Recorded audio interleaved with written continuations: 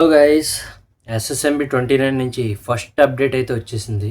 నాకు ఎలా అనిపించింది ఆ పోస్టర్ చూసి అనేదానికన్నా ముందు ఫస్ట్ ఈ వీడియో ఒకసారి మీరు చూడండి.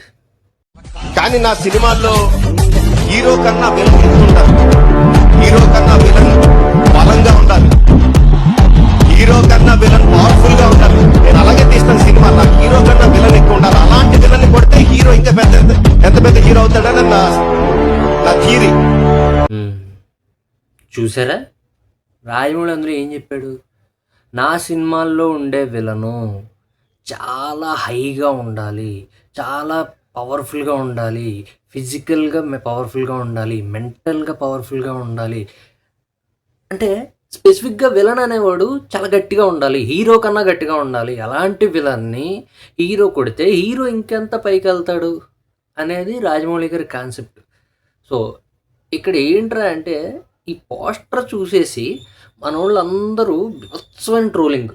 ఏంట్రా అంటే 24లో సూర్యలా ఉంది, ఆత్రేయలాగా, స్పైడర్ మ్యాన్లో విలన్లా ఉన్నాడని, ఇంకోటిలా ఉన్నాడని ఒకటే కంపారిజన్.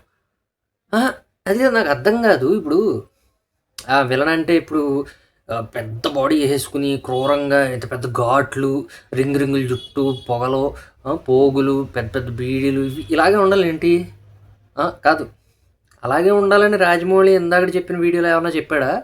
ఆయన ఏమన్నాడు? క్లియర్గా అన్నాడు, స్ట్రాంగ్గా ఉండాలి. స్ట్రాంగ్ అంటే మీన్స్ ఓన్లీ ఫిజికల్గా స్ట్రాంగ్గా ఉండడమే కాదు, ఫిజికల్గా అసలు నువ్వు అవిటిగా ఉన్నా సరే మెంటల్లీ నువ్వు స్ట్రాంగ్ ఉన్నావు అనుకో, ఆడు విలన్ అనేవాడు ఎలా అవుతాడు?